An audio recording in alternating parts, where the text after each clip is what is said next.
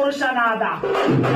ಹೇ ವೀರಭದ್ರ, ಹೇ ವೀರಭದ್ರ ಎಂದೆನ್ನುವ ಕೂಗಿಗೆ ಬಲರೇ ಮದನ ವೈರಿಯ ಮುಂದೆ ಒದಗಿ ಹೋಮವನಿಟ್ಟಲು.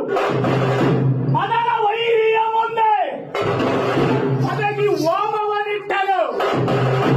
ಗುಣಮಾಜ್ಞೆಯೋ ಚಂಡೆಯ ಮೇಲ್ಗಳ ಗಂಗೆ ಕಲಕಲನೆ ಕುಟಿದು ನಡೆಸುತ್ತ ನನ್ನ ಬಳಿಗನ್ನ ಬಲನ ತೆಗೆದು ಕಾಡಿಗೊಪ್ಪಳಿಸಲಾಗ ಆಗ ಆವಿರ್ಭವಿಸಿದನಯ್ಯ ವೀರಭದ್ರ.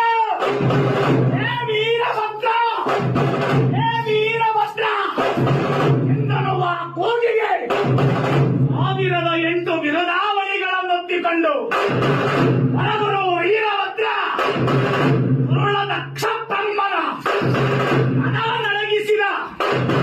ಈ ವೀರಭದ್ರ ಕ್ಷೇತ್ರದ ಕ್ಷೇತ್ರ ಪಾಲಕನಾದ ಈ ತಿಂಗಳು ಎಂಬ ಸುಗ್ರಾಮದಲ್ಲಿ ಅನಾದಿ ಕಾಲದಿಂದಲೂ